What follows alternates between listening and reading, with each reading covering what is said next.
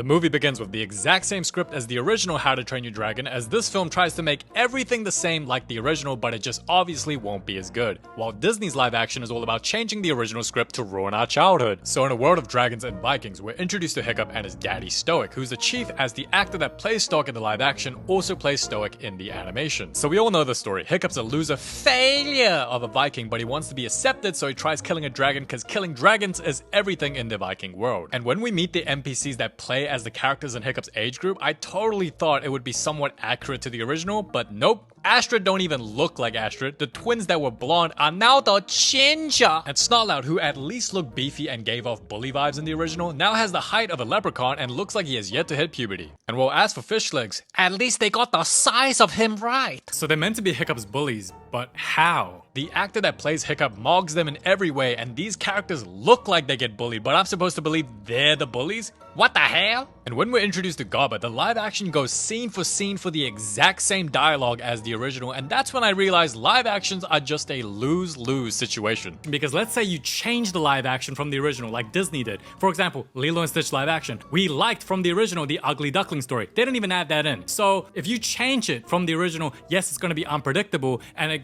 gets the people like guessing like, oh, what's gonna happen? But you're also risking removing things that we like from the original. Whereas in How to Train Your Dragon, where you keep it exactly the same scenes, same dialogue, same everything, but with just goofier looking actors, then it's just like, obviously the original is much better, so then why would you watch the live action when the original is clearly better? Leave the original art as it is, just leave them alone and don't make live actions. They just greedy and want more money. So Hiccup, using a device he built, is able to hit a dragon no one's ever seen, known as the Night Fury. But since he's out and about, as a result, he gets chased by a dragon and partially responsible for undoing the town's efforts in protecting the sheep and capturing dragons. I captured a Night Fury. Stop! You're the twink failure. So Hiccup gets humiliated in front of the whole village, and the bullies say this. How am I ginger and you messed up? Man, how you gonna let a ginger roast you? Then Astrid literally says, I guess being son of the chief has its perks. so she calls Hiccup a nepo baby, which is ironic because the actress that plays Astrid is a daughter of a film director that got one of the lead roles in Dumbo, and now the female lead in How to Train Your Dragon. So if anything, she's the real nepo baby, like even Google admits it. Do you know how much of a nepo baby you need to be for Google AI to say, yes, you are a nepo baby? Well, I know my dad loves me, right, Daddy? Shut your ugly ass up. And when the Vikings have the meeting, you won't believe what you'll see next. We recruited your ass because we want to eat rice. What the hell is that, the Asian Viking, huh? Why is there an Asian in a Viking movie? Asians can't be Vikings. That's like someone saying, hey, I'm a Latino samurai. What? And I'm guessing this lady is meant to be the old cutie patootie granny in the original, but she just looks possessed and creepy. The meanwhile, Hiccup be wandering cause he had no friends. Look at his face, he's like, damn, even a tree don't like me. Then Hiccup finds the dragon he hit, and he Think he Asian cause he tried to kill it and bring honor to his family. Yay! But we find out he has no Viking balls. As he can't kill it but freeze it. Oh, you know his breath stank. Then the dragon spare his life and the Viking failure go back home. You're back, little Twinklebell. You get to go dragon training. I can't kill dragons. If you don't, I rip your nuts off. Can you not hear me? Can you not hear me? Training's how future chiefs are born. But I'm a useless pygmy. I'm not like you. And Stoics were like, at least he's self-aware. So the next day he go to the training. I'm so hungry I eat 10 meals a day. Only 10G. For me, I eat 20. We don't even have enough food. How are y'all built like that? At least I ain't skin and bones. Okay, Ginger Lizzo. What'd you say, you little shit? Hiccup. Nice name, by the way. Your name is Snotlout. Don't disrespect Snot. Yeah, this dude definitely not even 5 feet tall. Cause Astrid is 5 feet 1, and in specific scenes, she's legit a head taller than Snotlout. Oh, he the midget. But I'll be honest, Snotlout in the live action is actually a lot funnier than the original. Ow. Then Garba literally says, you're skinny, so dragons won't go for you. They'll go after the more Viking-like teens instead. And he says all that while looking at Fish Legs. Damn!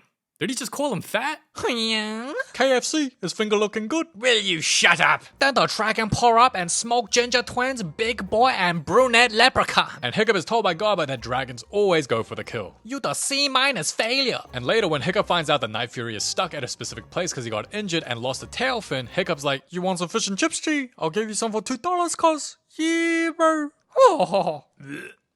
Ugh. Yeah, the fish looks even more gross in the live action. Oh, that looks disgusting, but he take it like a good boy. And after some time, Hiccup names the dragon Toothless and they become friends. Gay. Meanwhile, Astrid continues to dominate dragon training, having the best odds of winning Top Slayer, as the possessed woman puts her in the lead and Hiccup is still seen as the loser. I'm a drag queen. How are we twins and you prettier than me? Astrid, shoddy, let's date. I'll treat you. Ah! And when Hiccup and Astrid are alone, bro tries to shoot a shot. Hey, little mama, what's happening? You're a loser. You think that'll work? I'm good at smelling feet. I come from nothing.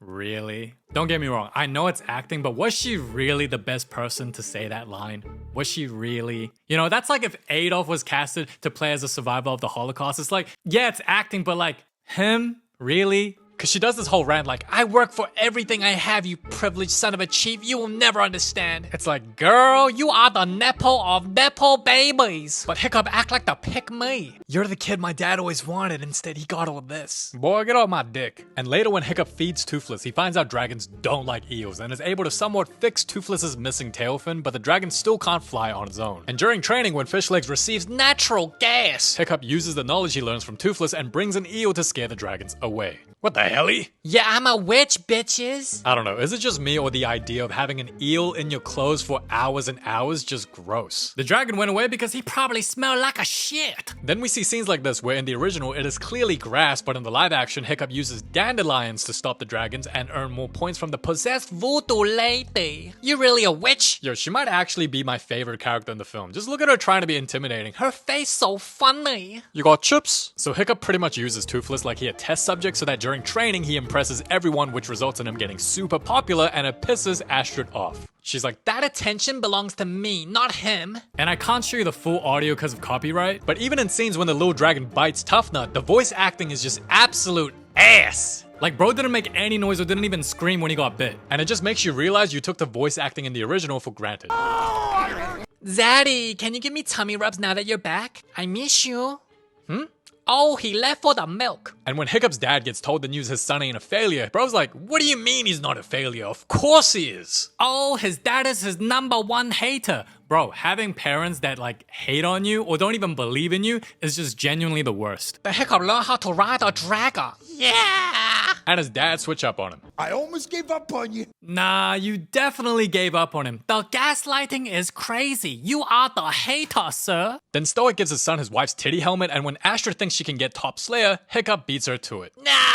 By the way, since the scenes and the dialogue is exactly the same as the original, if you guys want a more detailed explanation, just watch the video I covered on the How to Train Your Dragon original video. And when it's time to pick the Top Slayer, The changes are like me. Oh, this is what I look like when I'm the Lolo. but yeah, it's the same plot, except Astrid don't get picked because she got The lazy eye. Then Hiccup gets picked as Top Slayer, Astrid beats him up because she pissed, then finds out about Toothless, so she tries to snitch but gets human trafficked and kidnapped, but then forced into a dragon ride which gets her to start falling for Hiccup. Now, we all know Astrid and Hiccup end up having kids together, so how funny would it be? Could you imagine if the kids come up to the Astrid and go, hey mom, when did you realize like dad was the one for you? And Astrid goes, oh, I'll never forget. The moment I fell in love with him was when he kidnapped me and forced me into a dragon ride. That's when I knew he was the one. Like, what is this film trying to say? In order to get a girl to like you, you gotta traumatize them?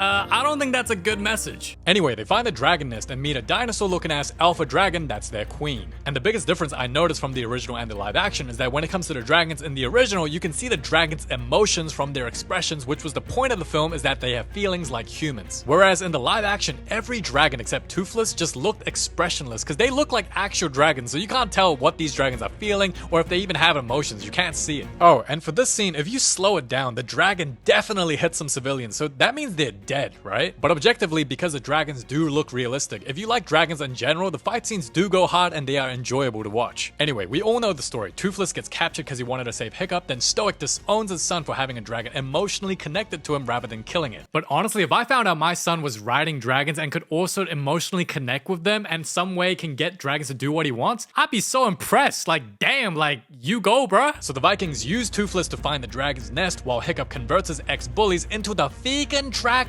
riders. And when Stoic discovers the nest, he's all like, Ah. But all the dragons fly away lah cause it pisses off the big daddy dino.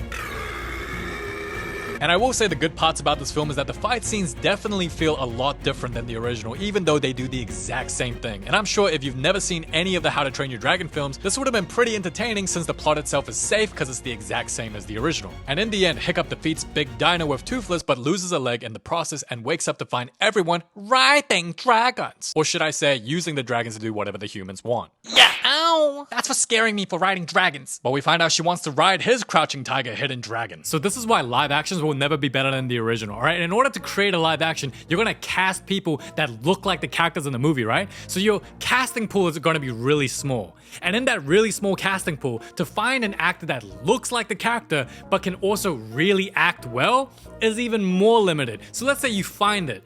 Me personally, a lot of the actors in this live action, their acting was trash, alright? Just because they had to somewhat resemble the characters, alright? But even if they could act well, it's just extremely difficult to find, whereas in an animation film, you can hire specific animators to animate the film, and also hire specific voice actors who are professionally trained in that specific area to voice act the characters in the best way possible. And I think that was the main difference that made the original stand out more, was that the voice acting was a lot more iconic, more passionate, more emotion, whereas the live action just tried really hard to look like the original.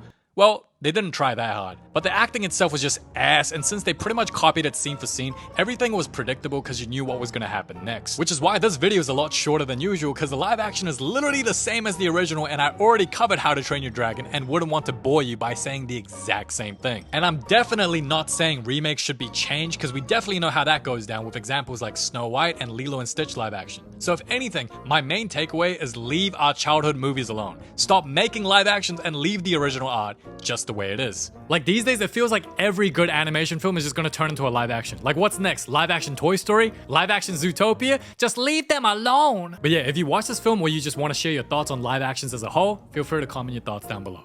Thank you so much for watching. It's been your boy KC. And yeah, till next time.